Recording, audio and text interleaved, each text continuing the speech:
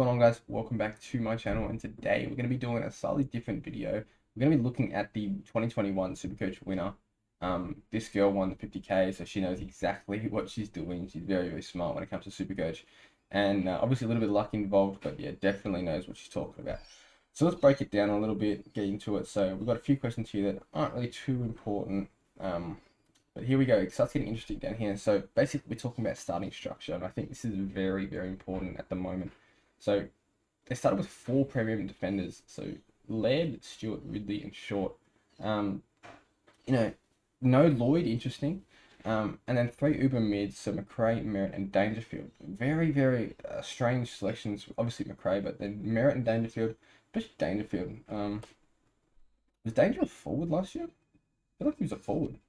And then 2 value picks, Sam Walsh and Tim Taranto. 2 premium rucks, Grundy Gaunt. Yep. 1 promo forward, 1 value pick Butters, 2 bargain picks, Bazibel and Impey. Got a couple of 50-50 decisions right, such as Walsh versus Cripps and choosing Impey over Paddy Dow. And I think, honestly, that's little things like that can make a big difference. I had the other side of the coin for both those decisions. I started with Dow and Cripps, and it backfired, obviously. But basically, so the 4 premium defender structure with 3 Uber mids and 2 value picks. So if I'm trying to compare that to this year, it'd be similar to like a Lloyd, Ridley, Whitfield, and whoever, anyone.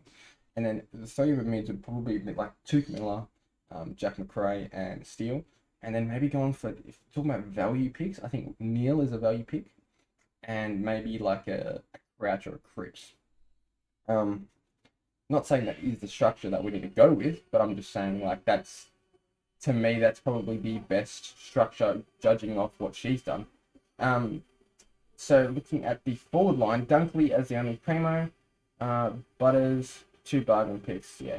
So she tried to find value in her picks, so she avoided starting Neil and Lloyd, which helped her a strong team, and that is really good, definitely. But the thing is that is a little bit lucky on the fact that Neil, averaged like 130 last year or 2020, and then Lloyd. I mean, yeah, I guess I probably wouldn't do that this year though. Not picking McRae and Lloyd is very risky, but I can see how it could work. And like ultimately, all these 600k mids they will fall, so like that definitely does make sense. She tried to identify when players had a role change and given them quite early. I wanted to watch the player in the new role for a few weeks before I traded them in, but managed to get several players at a good price. Yeah, so that's very similar to what we all try to do. Obviously, it's a lot easier said than done. We need to be certain on the role, but yeah, I mean, this is exactly what you have to do. Got Zorko in for an 85k, round 7. Didn't really have a role change. Needed a forward in my team to replace Dunkley. Thought his scoring potential could improve because he'd been giving away too many free kicks and had poor disposal efficiency. Got an Aaron Hall quite early in round 9 for 420k. He missed the first round. It was quite evident that he was a ball man in the back. Also have to mention Jack Steele, so I got him round 11. 563k. So yeah, I did the same 2 things. Not that I'm trying to compare myself to her. She's a lot better than I am. But yeah, it's a lot of 50 decisions. And I think the whole purpose of this video is really to look at the structure, because structure is really what's going to make or break our team. Obviously, they do depend on the rookies, but it's probably going to be similar to this year, honestly. Like, it doesn't look like we have too many defender rookies, so we probably have to go 4, maybe even 5. Right now, my team has 5. I will show you guys my team at the end of the video, but yeah, it looks like that could be the wave this year, the 5 or 4 primo defenders, and then going a little bit lighter in the midfield, and I've gone very light in the forward line. Even though there was some value, I sometimes played close to full value for players. Sometimes you can overthink selections, and it is as simple as getting the best player you can afford. I bought Marcus Bontempelli for 602k in round 7, who went on to score 107, 155, 128, 159, 125, 149, 143, and 156. He dropped off at the end, but that really gave me a boost in the middle of the year. Special mentions also go to Clayton Oliver, who I got in round 5 for 612k and managed to get his double ton. Yeah, so in a perfect world, we definitely do trade in those Uber mids, but it's a lot easier said than done. Obviously, if you have a lot of starting picks go right, and with the trade booster, we can probably do that this year. But yeah, starting structures are very, very important. Number 4, saving trades early meant I had to still start a trade round 23. Definitely the extra 2 trades helped me, but I really tried to avoid too many last year trades early on in the year. I think that's a big thing. Like, obviously, when you do have the right starting primos, like you don't have a Cripps, you don't have a Neil, you don't have a Caleb Daniel, who you need to get rid of. You can afford to keep those luxury trades. You don't have to trade quite as aggressively, but yeah, I mean that's the goal really. It definitely makes sense. This number 5 is something I really love, and I think we all have to do it. And I think most of us, especially in the YouTube and the Discord, like we all do it. But it's ask and take advice. So she's listened to a lot of podcasts, read a lot of articles, been in many groups.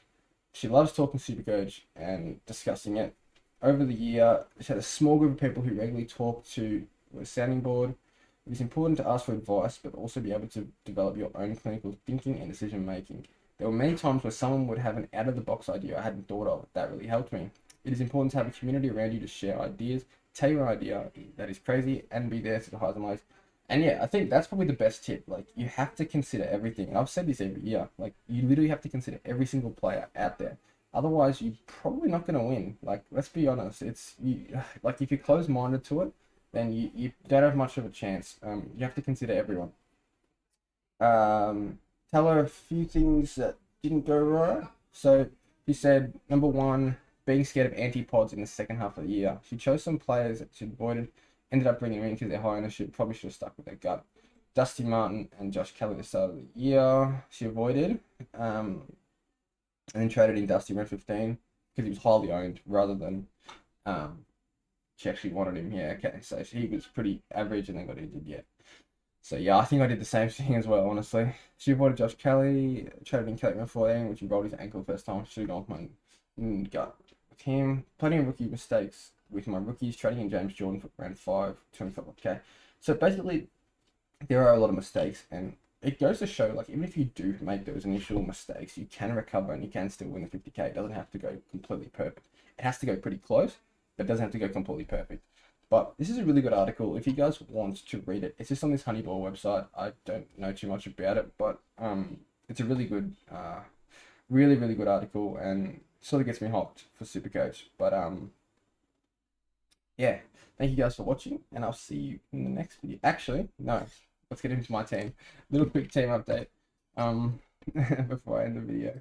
So yeah, it's a bit different to what I had, I think. This is how it's looking. I'm very happy with it at the moment.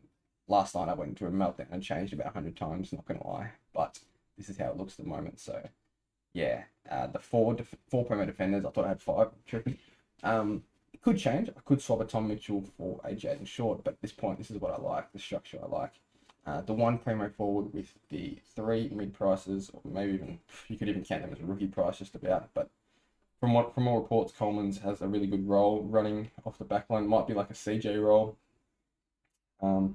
Hopefully he gets a few kick-ins now that Birchall's gone, but I think they give it to Rich, but it sounds like he can score. And maybe make 200k or 250k if we're lucky. Cogs obviously a lot. Kerno, I think he'll average 70 to 80. He'll have some bags in there because Cullen should be better this year. Yeah, I like the Kerno pick. I think he gets to 450 rather quickly. And he's going to play every game. That's another thing. Mids we've already talked about. Don't really want to move any of them around. I kind of want to go like a Paddy Cripps or a Matt Crouch. It's really tempting me just for that pod and mid price value. But I think it's tough. The risks have got to be elsewhere than the midfield, as tempting as they are. But yeah, that's it for the video, guys. I hope you enjoyed it, and I'll see you in the next one. Peace.